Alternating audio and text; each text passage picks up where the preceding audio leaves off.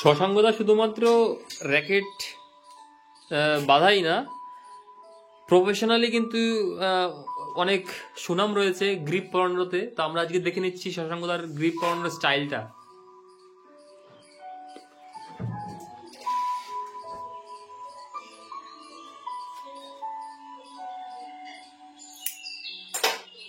এটা কেটে বাদ দিয়ে দিল।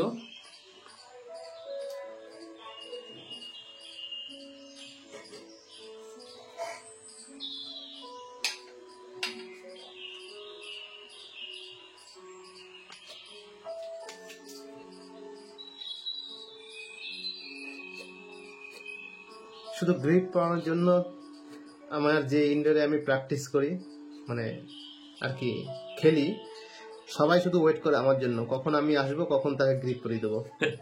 শুধুমাত্র এই খেলা, যে কোনো টুর্নামেন্টেই যেখানেই যাই না কেন সবাই আমার কাছেই আসে গ্রিপ পড়াতে। গ্রিপ পড়ানো একটা আর্ট, সবাই পারে না সেইভাবে পড়াতে। মানে অনেকের কাছে বলে কি হ্যাঁ একটা হলেই হলো, কিন্তু আসলে তা কিন্তু না, অনেক কিন্তু ম্যাটার করে, তাই না? গ্রিপ শুধু পড়ালেই হবে না, মানে একটা পেঁচিয়ে রেখে দিলাম এটা হয়ে গেল। র্যাকেটের পুরোটাই কমফোর্টেবল ফিল হবে গ্রিপের উপর।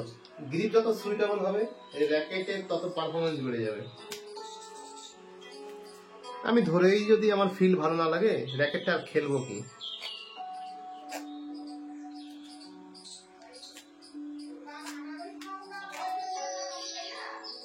একদম পেশেন্স নিয়ে। হ্যাঁ,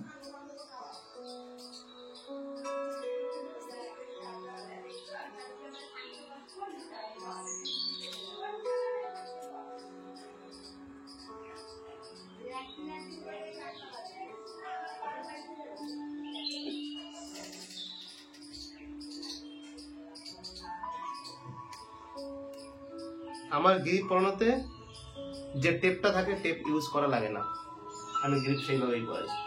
তার মানে যেটা দিয়ে সবাই শুরু করে সেইখানে তোমার শেষ হয়, এটা কিন্তু একটা বিশাল ব্যাপার। এখান থেকে কোনোদিনই খুলবে না, সবাই এরপর টেপ পেঁচায়, আমার টেপ পেঁচানো লাগে না। এটা হেডিং আপ।